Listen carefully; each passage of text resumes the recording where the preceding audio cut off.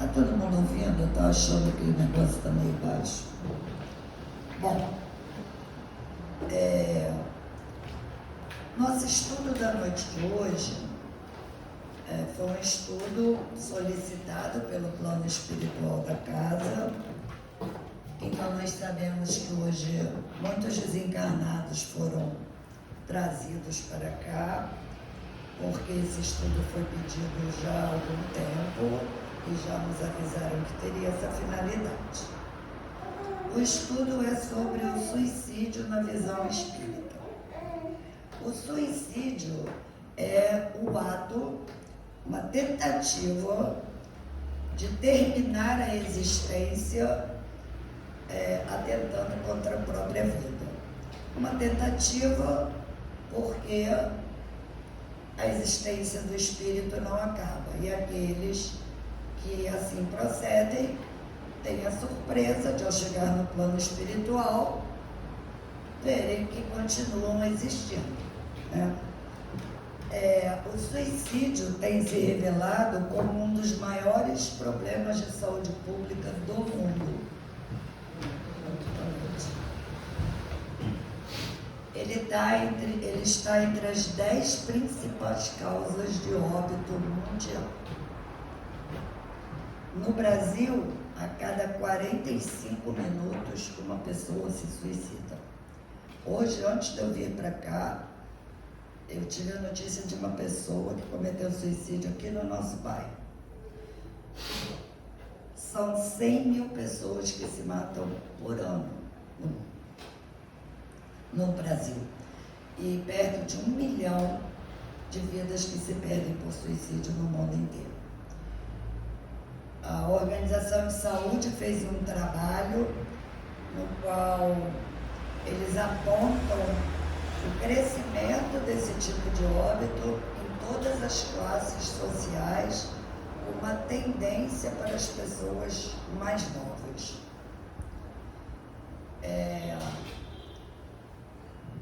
A importância quantitativa, né, de óbitos em saúde pública fez com que o Ministério da Saúde lançasse uma campanha chamada Setembro Amarelo. Todos os meses de setembro são dedicados a esta campanha que se chama Todos pela Vida, onde os trabalhos de saúde mental são incrementados no sentido da tentativa de se diminuir esses óbitos. A principal causa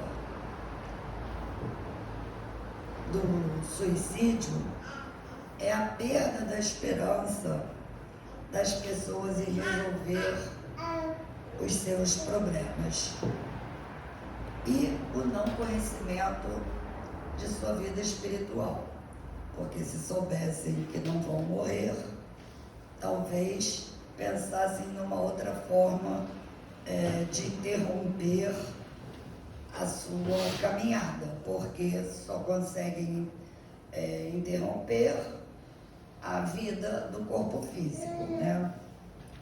Um trabalho científico feito por um brasileiro, José Manuel Bertolotti, que é professor da Universidade Estadual de São Paulo e consultor da Organização Mundial de Saúde. Ele fez um trabalho em parceria com um pesquisador suíço, onde eles compilaram os dados de 15.629 casos de suicídios em diferentes regiões do mundo, revisaram 31 artigos científicos sobre esse tema e chegaram à conclusão que 90% dos casos de suicídio estavam associados a patologias de ordem mental passíveis de serem diagnosticadas e tratadas. Então, entre essas causas, as mais comuns são a depressão, a dependência do álcool e de outras drogas, a esquizofrenia e transtornos de humor. Daí a importância, como são doenças diagnosticadas e tratáveis, a importância de se ter um olhar para as pessoas que apresentam algum sinal ou sintoma de que possam ser um suicida em potencial. E aí é que todos nós entramos. De acordo com a doutrina espírita, há dois tipos de suicídio.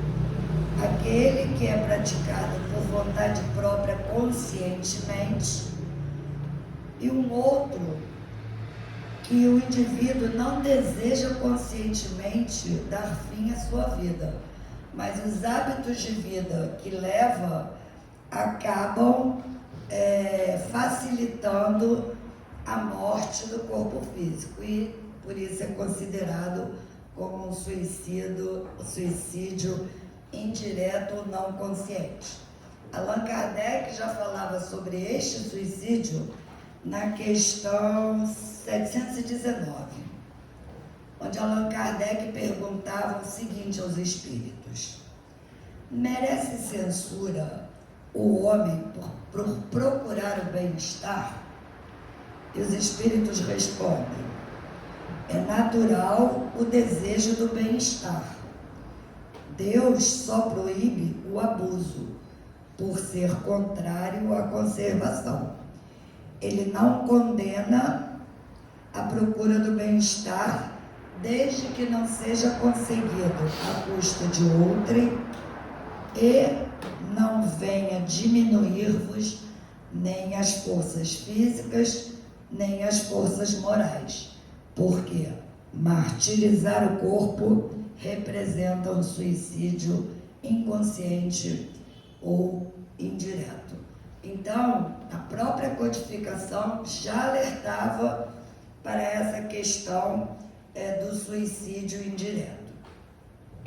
E ele não é mais importante do que o suicídio consciente, mas talvez seja mais difícil de identificarmos que aquela pessoa é uma pessoa que sofre e que pode vir a cometer um suicídio.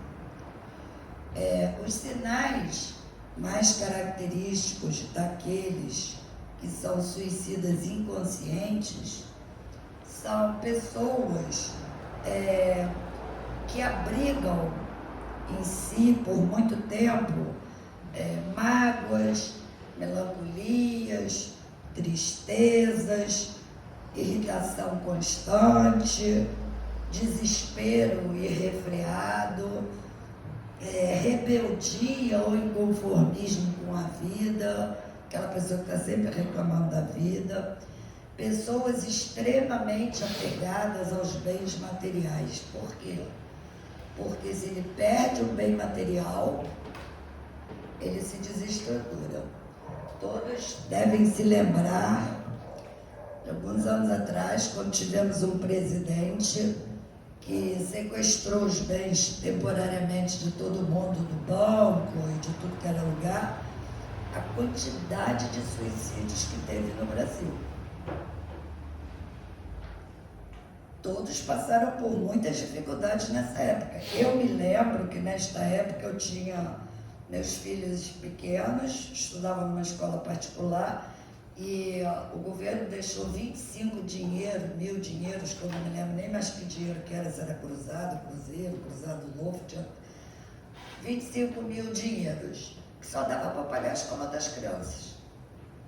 Né? Tinha que comer, tinha que pagar empregado, E as pessoas que eram extremamente... os empresários não tinham dinheiro nem para pagar os empregados. Depois é que foi feita uma medida provisória que liberaram o pagamento para as empresas pagarem os empregados. Então, muita gente não suportou e cometeu o suicídio. Mas foram muitos, não foram poucos, não. Isso denota claramente o apego pelo que é material. Porque se a pessoa não tivesse tanto apego, ela teria certeza de que alguma coisa seria feita, até porque Era insustentável uma situação daquela para o país inteiro, não ia todo mundo ficar pobre, era uma coisa passageira. Um outro sintoma são pessoas que usam excessivamente calmantes pela busca de uma tranquilidade artificial. Hoje em dia é cada vez mais comum pessoas que só dormem se tomarem um calmante.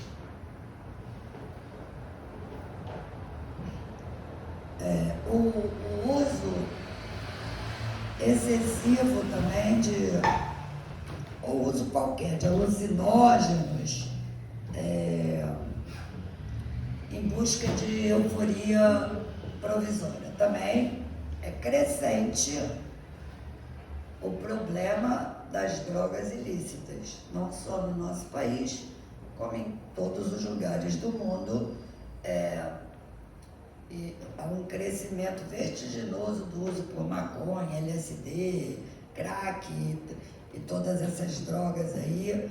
A gente de vez em quando vê no meio artístico alguém ir embora por conta disso, né? Que só pode representar uma pessoa em sofrimento. Ninguém vai procurar uma droga, tá bem.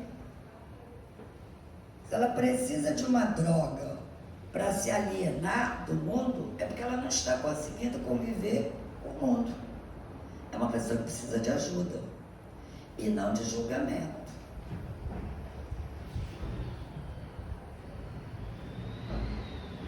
O suicídio indireto, inclusive, está registrado em alguns livros espíritas.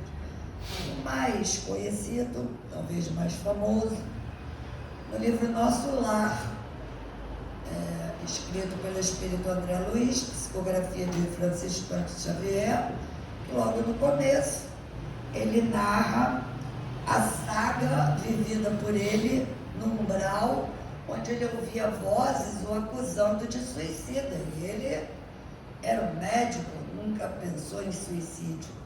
E nesse mesmo livro, mais adiante, o orientador Clarencio fala o seguinte: é de lamentar que André Luiz tenha vindo pelo suicídio. Os órgãos do corpo somático possuem incalculáveis reservas segundo os desígnios do Senhor. O meu amigo, no entanto, iludiu excelentes oportunidades, desperdiçando patrimônios preciosos da experiência física. Todo o aparelho gástrico foi destruído à custa de excessos de alimentação e bebidas alcoólicas, aparentemente sem importância. Devorou-lhe a sífilis energias essenciais. Como vê, o suicídio é incontestável. Era o orientador falando sobre André Luiz. Em outro livro, chamado A Sombra do Abacateiro, de autoria de Carlos Bacelli, também psicografia do Chico Xavier, nós lemos o seguinte: vivemos como criaturas que se suicidam pouco a pouco. Todo dia um suicídiozinho, um ato de rebeldia, uma reclamação indébita, um ponto de vida infeliz. Atraímos vibrações negativas e operamos sobre nós esse suicídio lento e indireto. E por fim, no livro Luz na Mente, eu só trouxe obviamente 3, mas há dezenas de livros espíritas que falam sobre suicídio. No livro Luz na Mente, de Jorge Hessel, que é um jornalista, historiador e escritor espírita, um trecho do livro diz o seguinte: é importante destacar que não se preocupar com a saúde é um tipo de suicídio indireto. Explicamos o porquê disso. Sabemos que suicidas existem classificados no mundo espiritual como suicídio indireto ou inconsciente, característico daqueles casos de morte prematura onde o indivíduo vai minando as suas reservas orgânicas em função de excessos, de abusos, de vícios ou mesmo de imprudência.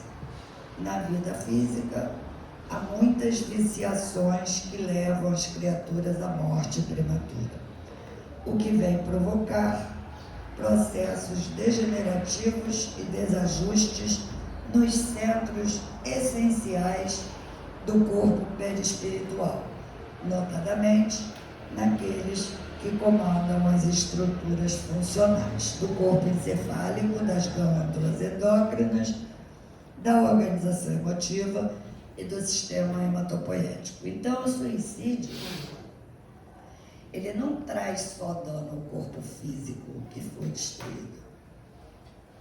Ele também atinge o corpo perispiritual, porque ele é um desequilíbrio da mente. E a mente desequilibrada desequilibra o envoltório. Bem, e quais são os sintomas ou sinais, não mais de suicídio inconsciente, mas daquela pessoa que claramente é um suicida em potencial? São pessoas com histórico de violência e baixa capacidade de resignação, que tem pensamentos fixos de morte, aquela pessoa que vive falando de morte. Pessoas que falam em estar sem esperança ou propósito de viver. Pessoas que começam a aumentar gradativamente o uso de álcool e outras drogas. Pessoas que começam a se isolar. Pessoas que começam a apresentar alterações de humor e que começam a apresentar comportamentos ansiosos e depressivos. Se estivermos diante de pessoas assim, precisamos ajudar. Por quê? Uma situação que provoca tantas mortes, como eu falei no começo, uma a cada 45 minutos, é obrigação de todos nós que nos dizemos cristãos tentar fazer alguma coisa, né? Por outro lado, existem fatores de prevenção. Quais são os fatores que podem prevenir o suicídio? A prece, a leitura edificante, uma leitura espírita, o passe, a água fluidificada, uma outra religião que acolha e um acesso a serviços de saúde mental, que graças a Deus na nossa cidade nós temos. E estando diante de um suicida em potencial, o que fazer? Primeiro, não julgar. Eu escuto frequentemente pessoas, quando falam de suicídio, dizer que ou são covardes ou são corajosos porque tiveram coragem de tirar a própria vida. É a frase que mais se ouve. Mas suicida não é nem corajoso nem covarde. Suicida é uma pessoa que sofre, e muito, e que não consegue conviver com aquele sofrimento. Então a primeira coisa é não julgar. A segunda é conversar de forma amistosa, com respeito, com compreensão, tentando entender qual é a dinâmica daquele sofrimento. Não que a gente vai resolver o problema por ele, porque só quem pode resolver um problema que lhe aflige é a própria pessoa. Mas nós podemos indicar canais de ajuda ou de pessoas especializadas.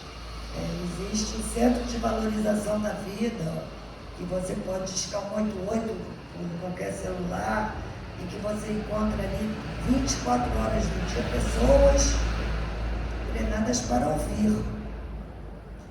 Às vezes, só ouvir já é o suficiente, né? E na casa espírita, se chega uma pessoa dessa na casa espírita, nós temos que acolher igualmente, ouvir, tentar ajudar, recomendar os passes, a água fluidificada, as irradiações, a leitura de um livro espírita que possa dar esperança àquela pessoa, ou pelo menos compreender que ela não vai conseguir acabar com a própria existência. E, em último caso, se a gente não consegue nada, a gente tem que tentar acionar a família. A família ou um amigo mais próximo que possa dar suporte àquela pessoa, que possa encaminhá-lo, levá-lo a um atendimento na saúde mental, né, que possa convencê-lo a ligar para um centro de valorização da vida. E, em último caso, quando é no nosso ambiente familiar, retirar de próximo dessas pessoas armas de fogo, facas, álcool, objetos cortantes, qualquer coisa que possa auxiliar. Se bem que é pouco, porque sempre vai ter a janela, sempre vai ter muitas outras coisas. Então, isso é apenas alguma coisa a mais. O mais importante é ouvir aquele que sofre e tentar dizer: eu vou te ajudar, eu estou com você, o que eu posso fazer por você? E o que nós podemos fazer por um sobrevivente do suicídio? Porque uns tentam e não conseguem. O mesmo que fazemos pelo suicida, porque o que tentou e não conseguiu, tentará outra vez. Ele é um suicida. Mas sobrevivente de suicídio não é só quem atentou contra a sua própria vida. São todos os familiares que perderam alguém pelo ato do suicídio. O familiar que perde um ente próximo pelo suicídio não se conforma, dificilmente se conforma e se culpa. Se culpa porque não foi capaz de perceber, se culpa porque não conseguiu evitar, se culpa. E acabam se tornando pessoas depressivas, pessoas que precisam de tanta ajuda quanto aquele que pensa em atentar contra a própria vida. E nós devemos acolher essas pessoas também. E fazer exatamente o mesmo que faríamos se fosse um suicídio em potencial. Não que essas pessoas vão se suicidar, mas elas estão em grande sofrimento e algumas até se revoltam, né? E qual é o destino de um suicida, na visão espírita? Eu vou me poupar, não vou poupar aqueles que porventura estejam aqui, que são suicidas, que desencarnados, e não vou aqui ficar descrevendo os locais onde vivem essas pessoas, para não aumentar o sofrimento de ninguém por lembranças. Mas existem muitos livros que falam sobre isso. Quem quiser conhecer, um deles chama-se Memórias de um Suicida, da médium Ivone Pereira. É um compêndio, mas são lugares, em linhas gerais, onde convivem pessoas em desequilíbrio. Porque todos nós sabemos que quando desencarnamos, iremos habitar um lugar no plano espiritual de acordo com o que somos, moralmente, espiritualmente e mentalmente. Se somos desequilibrados, iremos para um local onde estão desequilibrados. E quando passa aquele período, um período que todos passam no pós-morte, de conturbação, perturbação, de não saber muito bem o que aconteceu. Quando o espírito toma consciência de si mesmo e vê que não morreu, porque ele continua tão vivo quanto antes, duas coisas podem acontecer: a revolta ou o remorso. Eu sei de casos de suicidas que depois que desencarnaram e descobriram que não conseguiram dar cabo à sua existência, que continuaram no plano espiritual tentando dar cabo da existência. Porque as pessoas não querem mais existir. Então elas ficam lá tentando por séculos, porque o espírito é imortal. E a pessoa, nas tentativas lá dela, se unem aquelas hordas de espírito do mal que se aproveitam deles. Eles até se oferecem: eu quero ser o primeiro da linha de frente, na esperança de que num ataque a uma colônia do plano espiritual melhorzinho, ele possa ser atingido por alguma arma e ser desintegrado. E ali ele não é desintegrado a primeira vez, vai ficar tentando lá até cair na real, que ele não consegue dar cabo da própria existência. E aí ele tem que fazer alguma coisa, porque ele não vai parar de existir.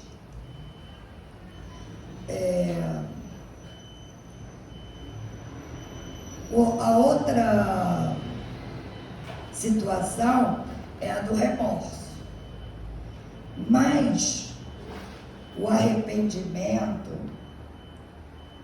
é um sentimento que a gente tem que ter muito cuidado. Porque o remorso pode ser um sentimento construtivo ou destrutivo.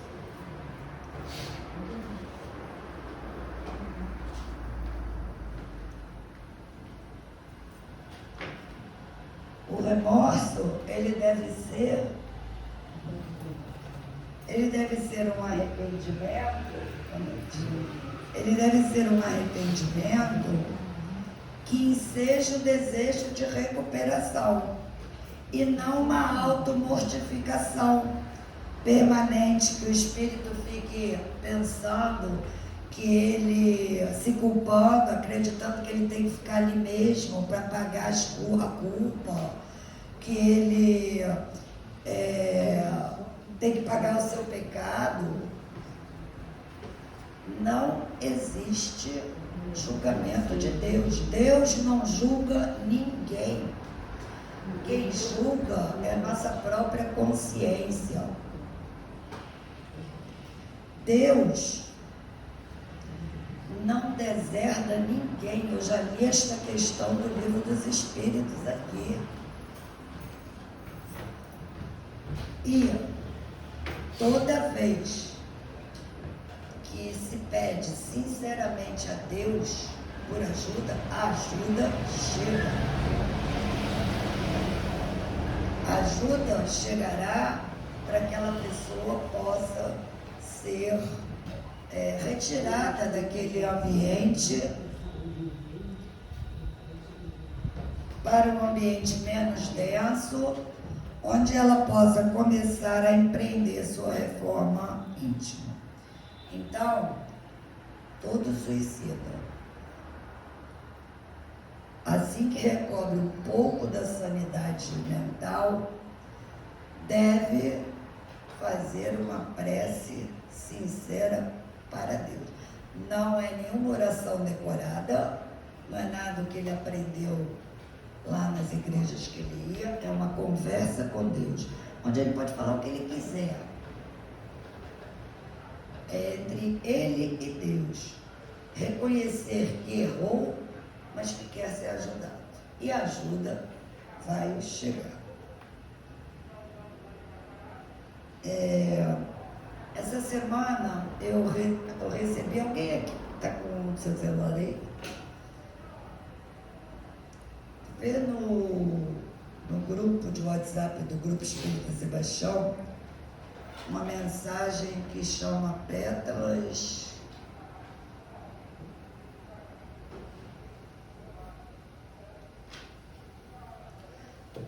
e além da prece daquele indivíduo que desencarnou, nós todos podemos contribuir com as nossas preces. Mesmo que a gente não conheça nenhum suicida, que a gente bote lá na nossa prece diária uma prece para o suicida. Lê aí para nós, por favor. Pétalas no umbral. Estava ajudando no socorro espiritual aos sofredores no umbral. O ar quente, seco, o vento forte criava um clima sinistro e pesado. Alguns companheiros exaustos continuavam tentando ajudar naquela região inóspita do plano espiritual. O clima de gemidos, dor, ira e desespero atingia-nos, exaurindo nosso magnetismo. Quando, de repente, um aroma divino surgiu do nada. Pétalas começaram a cair sobre todos nós e principalmente sobre todos aqueles pobres sofredores. Milhares de pétalas se materializando, vindo do céu cobrindo o chão, umbralino e mil cores. De onde está vindo isso? Alguém indagou. São as preces dos encarnados. Mães, amigos, filhos, esposas, avós, orando nesse momento pelos seus entes falecidos. As pétalas continuaram caindo sobre nós e, por causa delas, naquele dia, conseguimos ajudar centenas de sofredores. Ore pelos desencarnados. Talvez eles estejam esperando uma única pétala para serem salvos. João Marcos, escritor e palestrante. Então, isso demonstra o poder da prece. Nenhuma prece fica sem ser atendida, desde que seja uma prece sincera, com sinceridade de propósito. Então, nós devemos, essa é uma forma que temos de auxiliar. Considerando, então, o desencarnado suicida caiu em si, fez uma prece, recebeu ajuda e foi retirado daquele ambiente, isto não significa de modo algum que seus problemas acabaram. Porque o seu maior problema é não ter tido forças suficientes para superar os obstáculos que a vida se apresentou a ele. Então, ele precisa conhecer qual é a sua deficiência que não lhe permite superar aquele tipo de obstáculo. Porque aquele obstáculo novamente aparecerá na vida dele. Então, ele precisa, não é pensar que ele fez uma prece, apareceram lá os espíritos superiores que tiraram ele dali, que está tudo resolvido. Ele precisa fazer a parte dele, e a parte dele é estudar, tentar entender a si mesmo, tentar ver qual é a sua dificuldade. Porque senão, ele de novo vai cair no mesmo erro.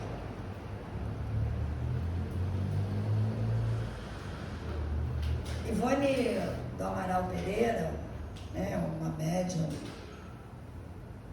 que psicografou muitos livros belíssimos, foi uma suicida em encarnação anterior.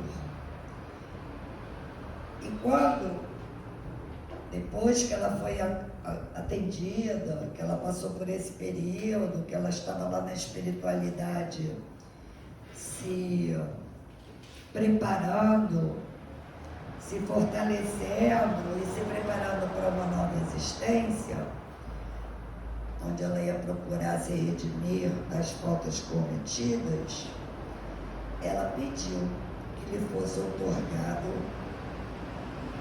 o recurso da mediunidade, para que ela pudesse também ajudar a outros que, como ela, precisavam de orientação, de acolhimento.